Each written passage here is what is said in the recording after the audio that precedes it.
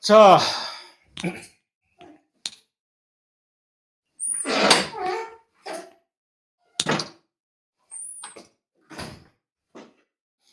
이게 아까 얼핏 언급한 요 사안이죠. 직접적인 코로나 바이러스 같은 감염에 의해서 직접적인 그 병원균에 의한 피해보다는 이처럼 이런 증상이 생기는 것은 주로 2차적인 일종의 염증 반응의 한 과정으로서 우리가 대응하는 과정에서 그 과도함이 서로 다르기 때문에 증상이 무증상, 무슨 뭐 유증상 이렇게 나눠지는 것이기 때문에 우리가 그것에 대해서 별로 어떻게 그러니까 그런 경우에 있을 때 살리기 위해서 그러한 과도한 염증 반응을 줄이는 그러한 약을 사실 치료제로서 쓰는 것이지 코로나 바이러스 자체에 대해서 그렇게 하는 것은 아닙니다. 동물들 사이에서 감염은 그러니까 어떻게 일어나냐. 이것은 그러니까 서로 다른, 예를 들어 박쥐로부터 우리가 어떻게 바이러스를 옮기느냐 하는 얘기인데, 그것은 바이러스가 침투를 할 때 아주 특이적인 경로를 통해서 침투를 하는데, 뭐 일반화를 너무 과도하게 시킬 수는 없지만 일종의 수용체 매개 반응이거든요. 그러니까 이 바이러스 같은 것들이 세포 안으로 침투해서 들어와야 되는데 들어올 때 그냥 쑥 밀고 들어올 수 있는 게 아니거든요. 그래서 저 수업 중인데 1시간 후에 전화 드릴게요. 예.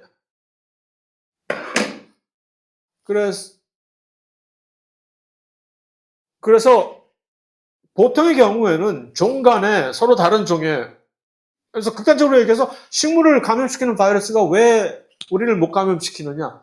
들어가는 경로가 완전히 다르기 때문이죠. 그 바이러스는 나름대로 특정한 숙주에 들어가서 특화해서 어떻게 하면 잘 들어갈까? 들어가서 어떻게 하면 잘 숟가락만 싹 얹어놓고 잘 그들의 고혈을 빨아먹을 수 있을까? 아주 특화가 된 진화, 오랜 기간을 통해서 진화가 된 그런 생명체는 아니지만 바이러스가 어쨌든 그런 개체인데 그것이 어쩌다 하다 보니까 예를 들어서 그 바이러스가 일단은 침투를 할 때 비슷한 경로로 침투를 할 수가 있어. 예를 들어서 같은 비슷한 수용체가 있어. 그러면 그 수용체를 매개로 해서 끌고 일단 들어오면 어찌저찌 하다 보면 들어오는 과정에서 문제는 바이러스가 돌연변이가 매우 심한, 일단 일반적인 생명체보다 바이러스는 돌연변이가 매우 빨리 쉽게 일어나기 때문에 그런 과정에서 금방 변해서 거기에 특화돼서 감염이 되게 되는 거죠. 그래서 언제 무슨 일이 생겨날지 모르는 거지. 그게 바이러스의 짜증나는 일이지. 이거 역시 이러한 염증 반응의 일환으로서 뭐 염증 반응이 과도하게 일어나는 게 알러지거든요. 조금 이따가 우리가 보겠죠.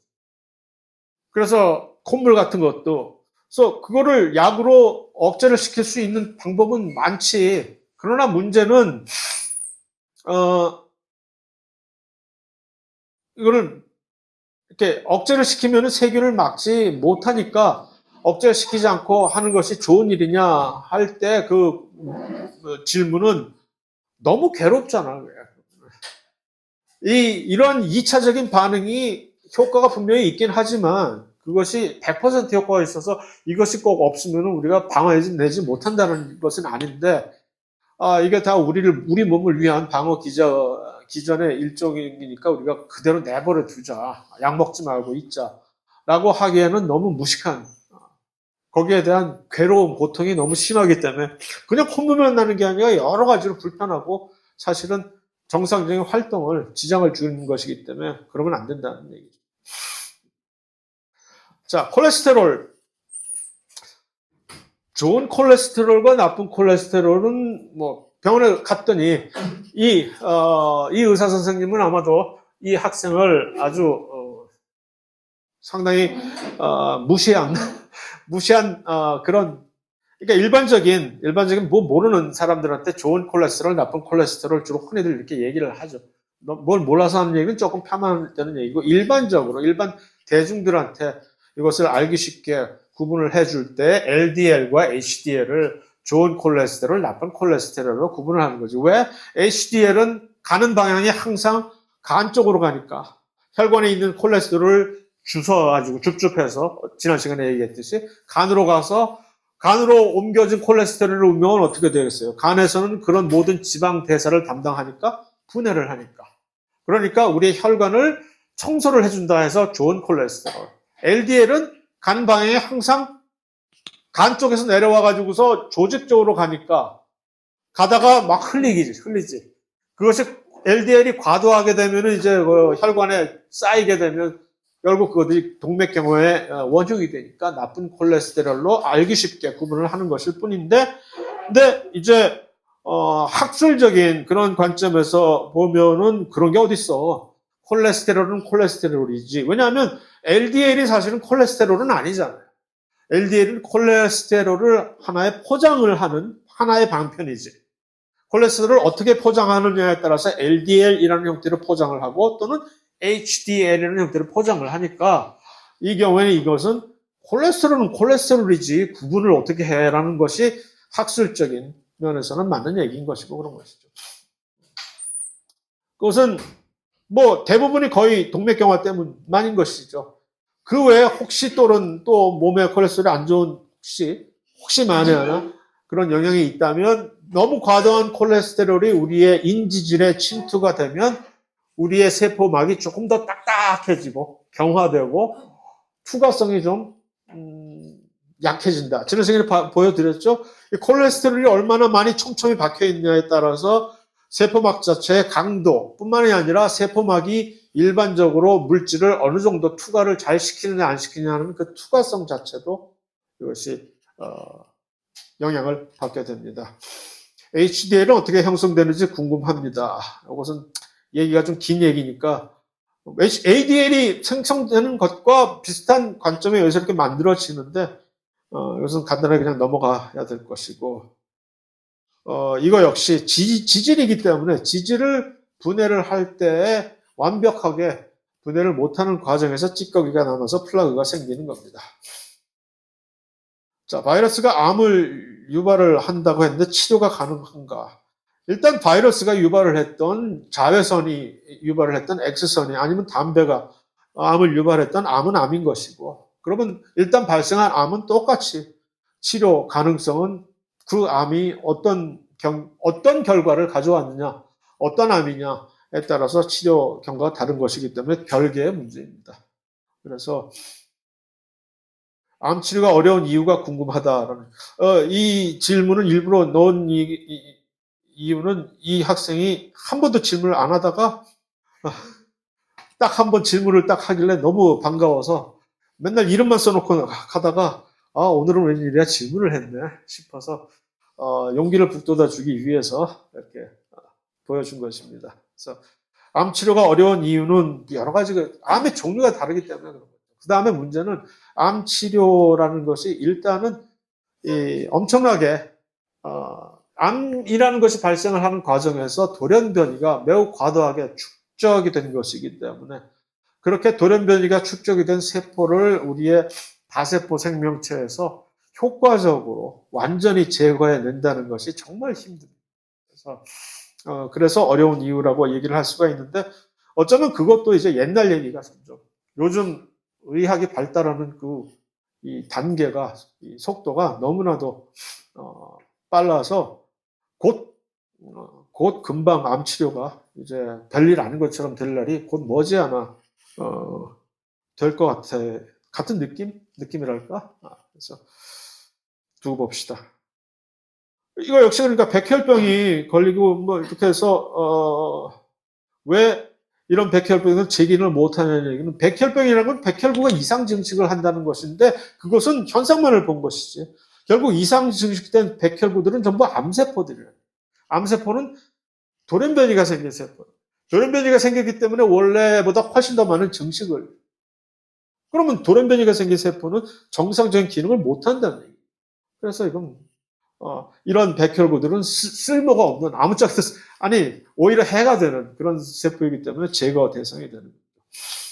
이건 아까 얘기를 했죠. 이것도 뭐가 다른지 이제 안 하겠죠? 면역세포라는 것은 일반적으로 전체적인 세포를 얘기하는, 백혈구 주로 얘기하는 거예요. 기억세포는 비림프구 중에서 특별하게 선택된, 개체 선택이 된 비림프구가 나중에 일부 떼어내는, 자, 다음에 오면 부탁해 라고 이렇게 살짝 떼어놓는 별똥대 같은 그런 예비대가 기억세포인 것이죠. 이게 골수이식을 할 때 가족과도 일치하기 힘든 이유는 뭘까? 왜냐하면 보통 골수이식을 할 때 가장 확률이 높은 상대는 자기 형제자매들이 유전적으로. 왜? 아버지, 어머니가 사실 두 분이 완전히 서로 다른 백그라운드를 가지고 어쩌다가 만난 거 아니에요. 그러니까 그 두 분의 유전자를 융합을 받아서 나온 나이기 때문에 사실 어디로 튈지, 면역 거부 반응을 어디로 튈지 모르는 거지. 나 자식인 나로서 두 사람의 유전자를 완전히 천차만별인 두 유전자를 물려받게 된 나로서. 그러나 그런 과정에서 오히려 형제자매들은 조금 더 훨씬 더 동질성을 가지고 있을 확률이 많기 때문에 그런 것이고. 그래서 결국은 유전적인 차이가 가족이라 할지라도 이런 면역 반응에서의 유전적인 차이는 명확하게 그러한 우리의 유성생식 과정에서 이 근원이 다르기 때문에 존재를 하게 된다 것입니다. 제대열의 경우에는 제대열이 좋은 이유는 남의 것뿐만이 아니라 자기 것, 둘 다 아무거나 이렇게 쓸 수가 있기 때문에 훨씬 더 좋은 것이죠. 담배? 아주 콜드 터키로 끊었는데. 운이 좋아가지고서 담배가 갑자기, 제가 담배를 한 수십 년을 폈거든. 대학교 1학년 때부터 피기 시작해가지고서 정말 수십 년을 하루에 두 갑씩 한창 때는 걸쳐로 피웠는데, 옛날에 솔이라는 담배가 있을 때는 솔은 500원이었고 청자는 200원이었기 때문에, 어느 적 시절이야. 청자는 200원이었기 때문에 나는 청자 같은 돈이면 두 갑을 산다는 그런 모토하에 청자를 한 장 피고 다니던 그런 인간이었기 때문에 그랬는데, 어느 날 갑자기 한 40 중반쯤 되니까 어느 날 갑자기 내 담배 냄새가 막 싫어지는 거야. 갑자기. 그러면 그걸 내가 어떻게 펴? 내 담배 냄새가 내가 너무 싫은데, 역겹게. 그래서 덕택에 어떻게 끊었냐는 또 다른 얘기지. 그건 끊는 동기를 제공해 준 것이고, 보통 그렇게 되면 이제 패치 붙였다가 또 다시 또 되돌아갔다가 하는데, 나는 그래서 담배가 피고 싶어질 때마다 10분에 한 번씩 담배가 피고 싶어지더라고. 10분에 한 번씩 담배가 피고 싶어질 때마다 막 푸시업을 막 하고 별짓을 다 해가지고 한 두세 달 되니까 이제 딱 끊게 됐는데, 그래도 한 5년 동안은 술자리 가면은 너무 피고 싶어가지고 술자리에서만 피고 돌아가곤 했는데, 그것도 이제는 끊게 됐어요. 이거 빠지는 시간이 얼마나 되는지 사람마다 다른데, 이거는 어떻게 할까? 왜 이게 체내에 니코틴이 빠지는 시간이 달라질까? 니코틴이 체내에서 이 수용체, 우리의 신경전달 수용체에 마치 가짜 수용체 신경전달 물질 구실도 하고 그러거든요. 그래서 니코틴이 빠지는 시간이 얼마나 되는지는 뭐 조사마다 다르고, 일반적으로 인터넷 찾아보면 조금 있겠지만, 뭐 어떤 사람은 그걸 겁주면서 뭐 십수년이 걸린다는 그런 얘기도 있고. 그런데 그것은 사실 이걸 어떻게 조사를 할 거냔 말이야. 니코틴이 빠지는 시간을 제대로 이걸 검수를 하려면 과학적으로 잘 계획을 세워가지고서 어떻게 할 거야. 체내에서 니코틴이 빠지는 시간. 이게 개인마다 달라질 수밖에 없고, 그다음에 실험을 어떻게 수립을 하느냐에 따라서 확 달라지기 때문에, 이것이 누군가가 얼마나 되면은 니코틴이 빠진다라는 얘기를 하는 것 자체를 믿는 것 자체가 조금 어려운 얘기입니다. 그것 때문에 들어가서 언젠가는 빠져나가는 시간이 있겠지만, 얼마나 많이 니코틴을 흡수를 했었느냐, 또 네가 누구냐에 따라서 확실히 달라질 수 있는 그런 사안이라는 얘기입니다. 자, 오케이.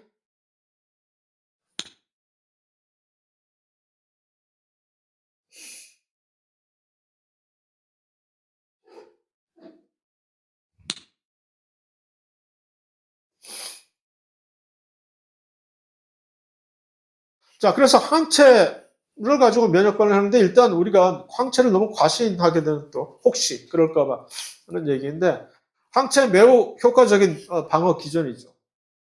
일종의 첨단 무기인 것이죠. 옛날에 무슨 뭐 구닥다리 프로펠러 비행기가 아니라 첨단 뭐 F-35급의 첨단 전투기인 것이죠. 그런데 문제는 약점이 항체 자체만 가지고서는 사실은 아무것도 못하 별거 아닌 거죠. 항체 자체는 단백질이거든요. 특별한 어떤 침입자를 인식을 해내는 단백질이야. 뭐 어쩌라고. 그 단백질이 직접 가지고서 결합을 했다고 해서 그 항원을 제시한 그 원흉을 파괴를 시킨다든가 사실 할 수 있는 게 아무것도 없어요. 그냥 붙들고만 있는 거지. 바지가랑이에 붙들고. 예. 그래서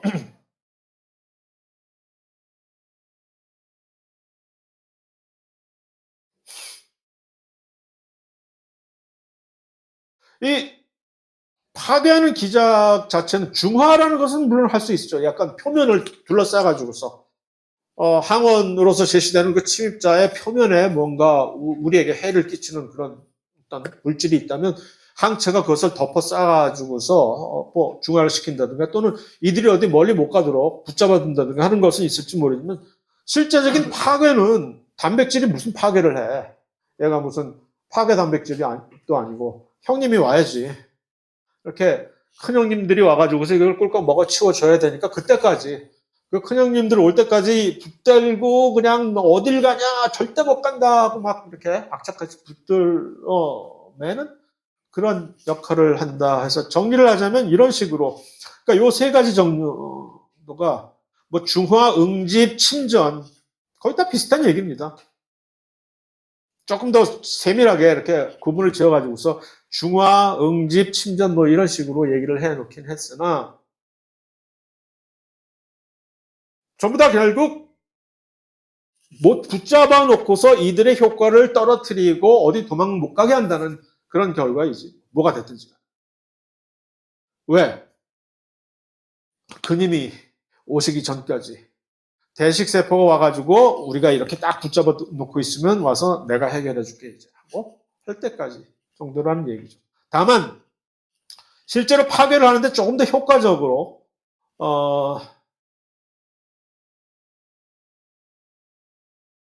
어떠한 경우에는 특별하게 보호체계라고 하는 어떤 시스템이 있어요. 보호체계. 컴플리멘트, 영어로 컴플리멘트 시스템이라고 하는데 요 분자를 끌어들일 유인을 할 수 있는 능력이 있어가지고서 여러 개 표면에 세균이라든가 뭐 하는 침입한 세균 표면에 우리가 특별하게 어떤 인식을 하고 기다리고 있는 항체의 경우라면 이 보체 분자라고 하는 이들은 아주 무시무시한 마치 수류탄 구실을 하는 친구들이라서 여기다 구멍을 뚫고는 거기다가 뭐 수류탄 던져서 팡 터트려 버리는 이렇게.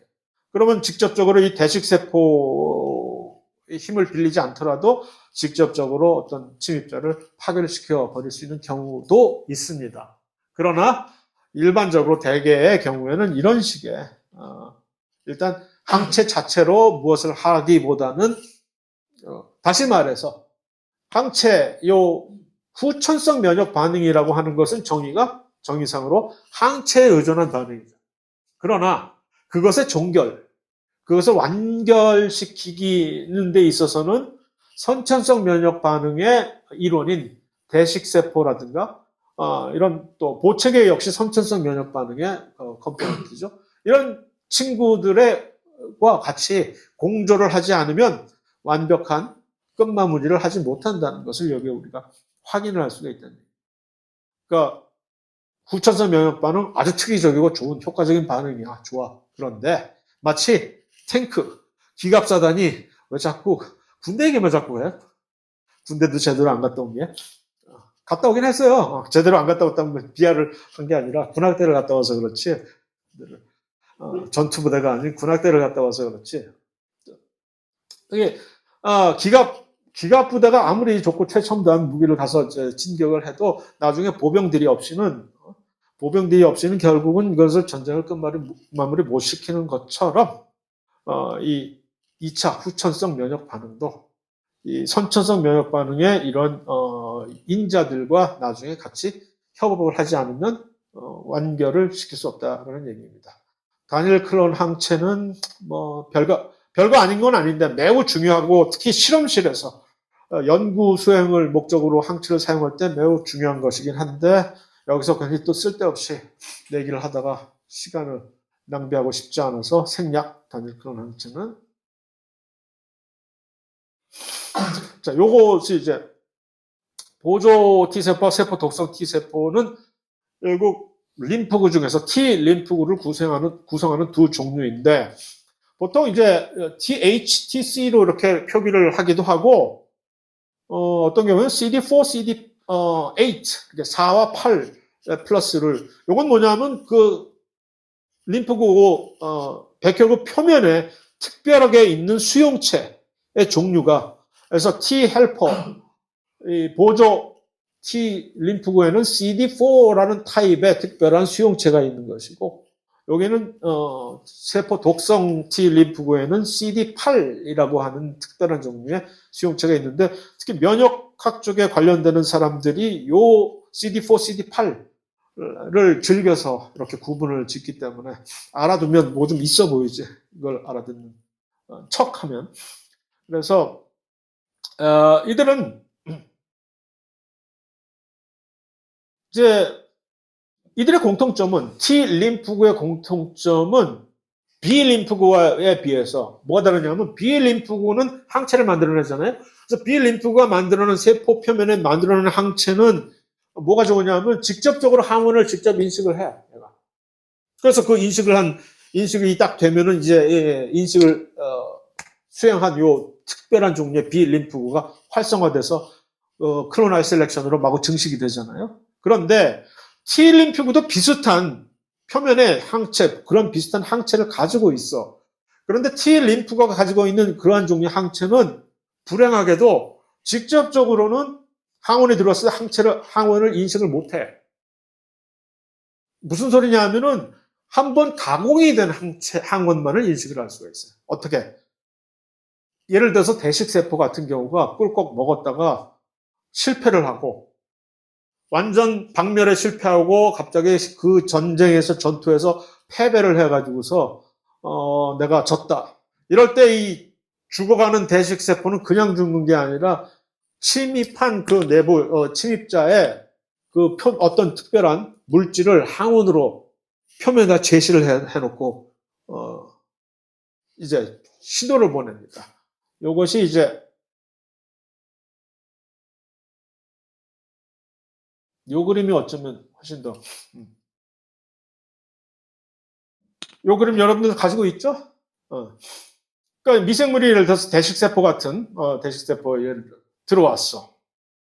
그러면 감염이 된 세포, 이게 대식세포 혼자서 스스로 알아서 처리를 뭐 할 경우에도 그렇고 처리를 하지 못할 경우에도 그렇고 일단은 이 대식세포는 무엇을 할 수 있냐 하면은 이것을 가지고서 이렇게 표면에다 이것을 제시할 때는 원래 오리지널 모양이 아니라 자기가 알아서 이렇게 가공을 한 다음에 자기의 수용체에 같이 곁들여서 자기의 수용체 안에다 하나의 일부분으로서 이렇게 제시를 하지.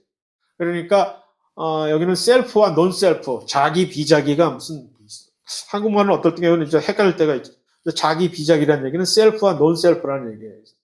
그래서 자기 비자기 복합자의 형태로 이렇게 제시를 하는 거지.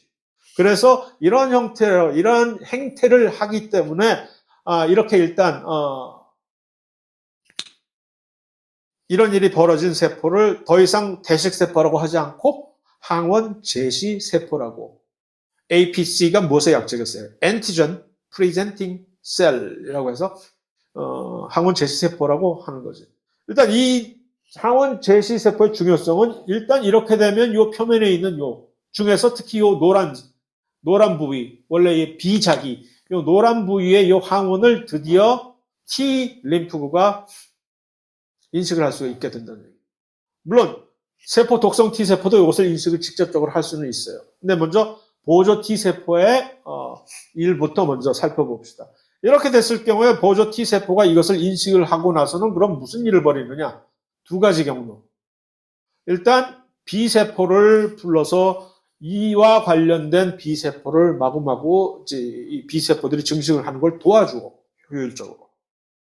그러니까 결국 요 특이적으로 이것을 인식할 수 있는 특이적인 항체를 만드는 B세포를 효율적으로 활성화시키는 것이죠. 또 그러고만 있는 것이 아니라 또 얘한테 꼰지르는 거지.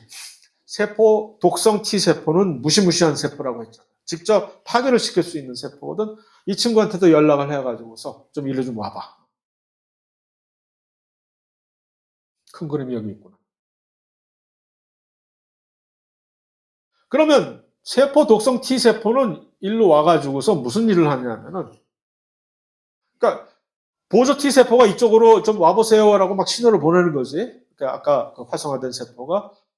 아까 보조 T세포처럼 그냥 조용히 무슨 뭐 간접적으로 누구를 활성화시키는 게 더 이상 하는 것이 아니라 세포 독성 세포는 직접적으로 이 감염된 세포 요것을 파괴를 시켜버립니다. 어떻게? 진짜로 구멍을 뚫고 수류탄을 던져가지고서 두 가지 단백질을 세포 독성 세포는 만들어냅니다. 하나는 퍼포린이라고 하는 구멍을 뚫는다는 그런 뜻이에요. 퍼포린이라는. 언제나 IN으로 끝나는 것은 단백질이라고 대충 생각하면 됩니다. 그래서 퍼포린이 구멍을 이렇게 딱 만들어 놓으면은 그 다음에 그 뚫린 구멍을 통해 가지고 수류탄 역할을 하는 그랜자임이라고 하는 효소가 어딨니? 그랜자임 어딨니? 그랜자임이 효소가 그랜자임이 없네?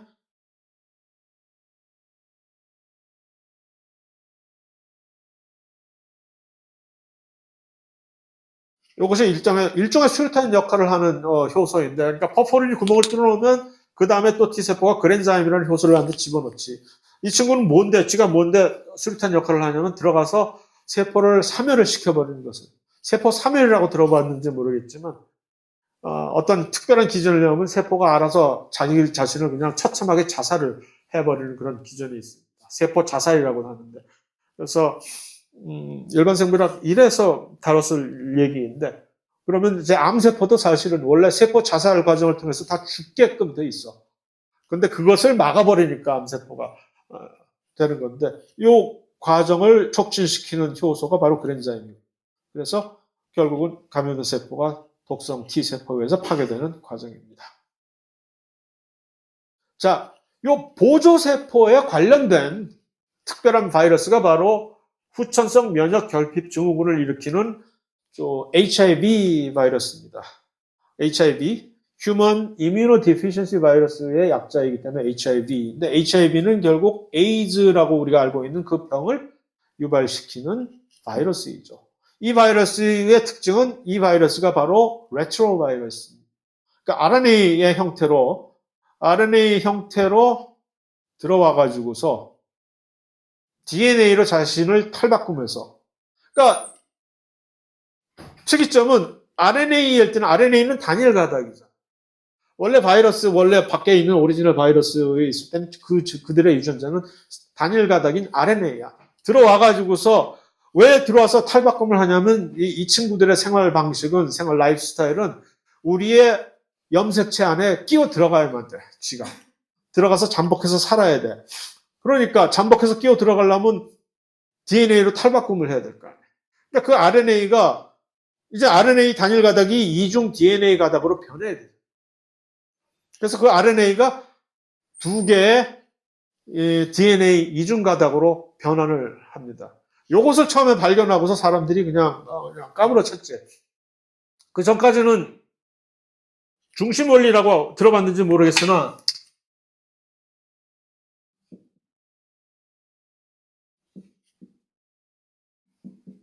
센트럴 도그마라고 해서 그 유명한 그 DNA 구조를 밝혀냈던 왓슨 크릭이 나중에 주창을 하는 우리의 유전 정보는 항상 일방통행으로서 DNA에서 시작해서 RNA로, 그 다음에 RNA에서 단백질로 이 정보의 흐름이 이렇게 한 방향으로 간다.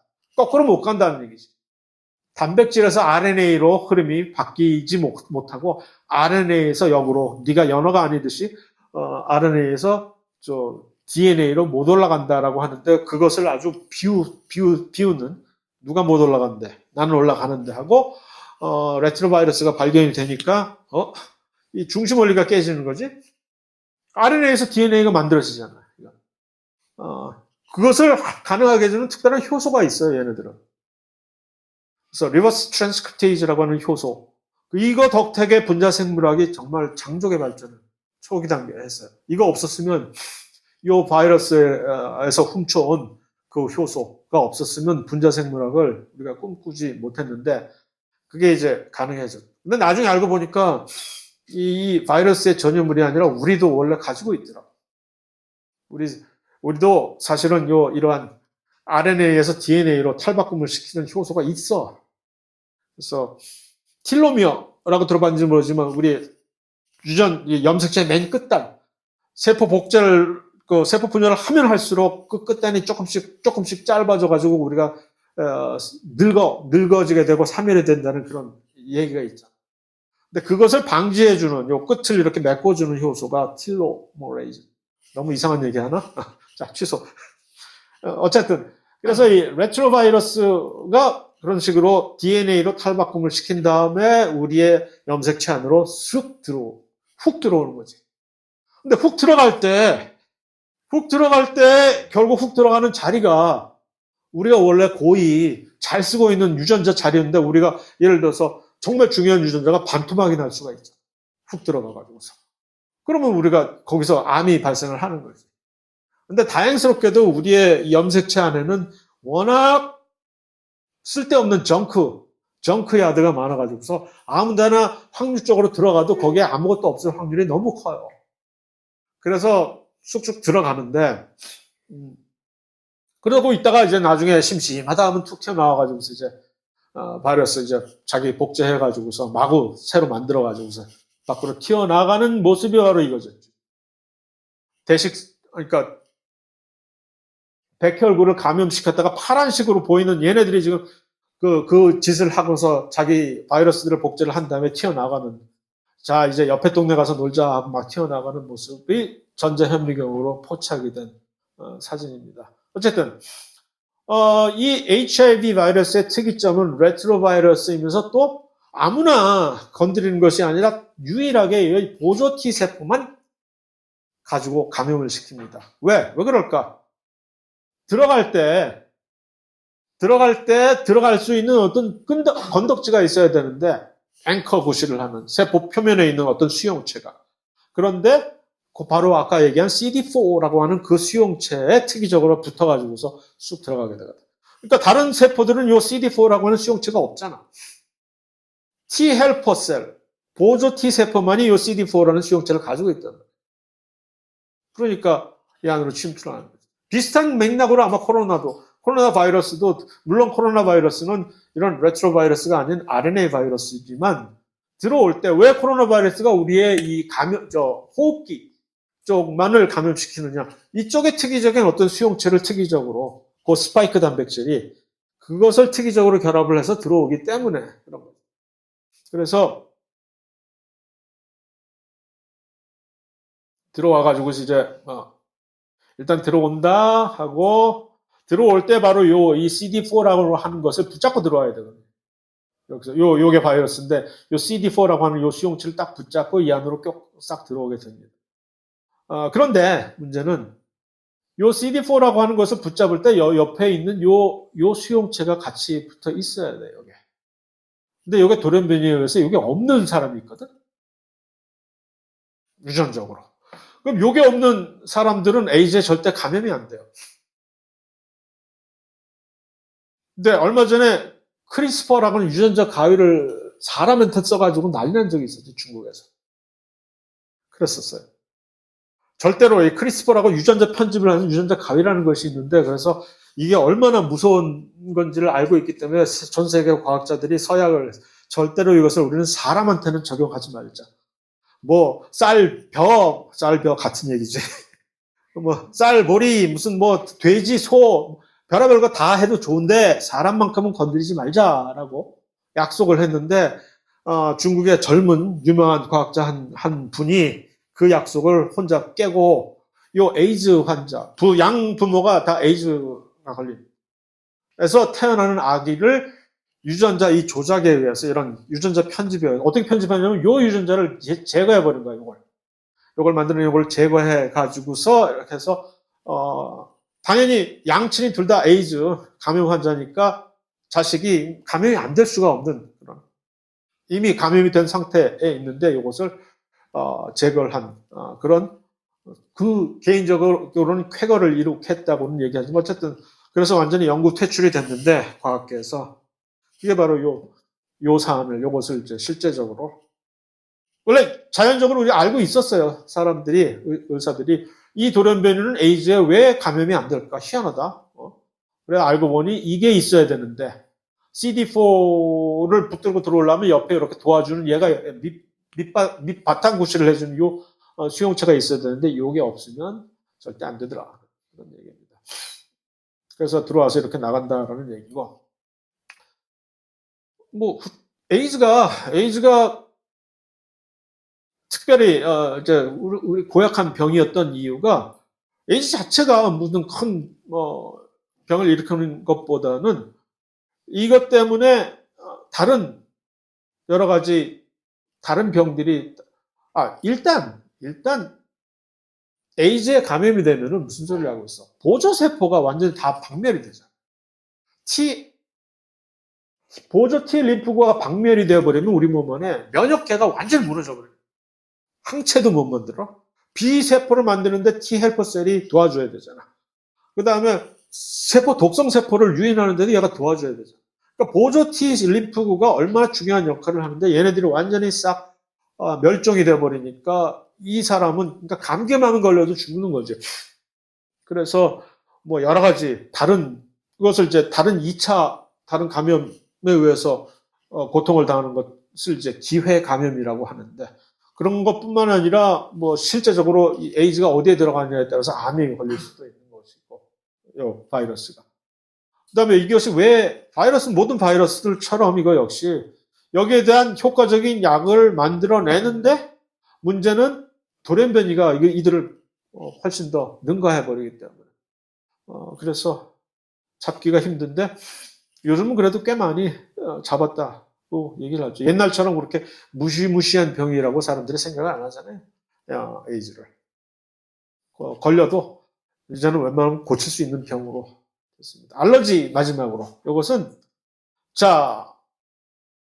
실제적인 병원균에 의한 항원이 아니라 주변 항원이라는 것은 뭐냐면 알러전이라고 알고 있는 원래 우리가 흔히 알고 있는 일상생활에서 접할 수 있는 그런 물질들인데 들어와서 어쩌다가 항원 역할을 해서 우리에게 염증 반응을 과도하게 일으킨 그래서 알러지가 무엇이냐? 극단적인 염증 반응이라는 얘기입니다.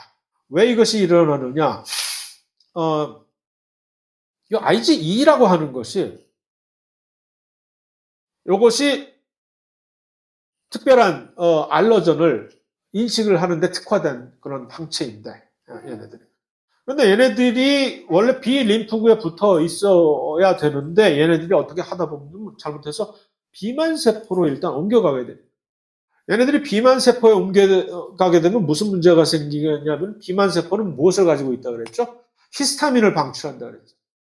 그러니까 거기에 자극받아서 또 히스타민을 방출하는 세포가 비만세포뿐만이 아니라 이 호염구라고 하는 이 세포도 히스타민을 방출하거든.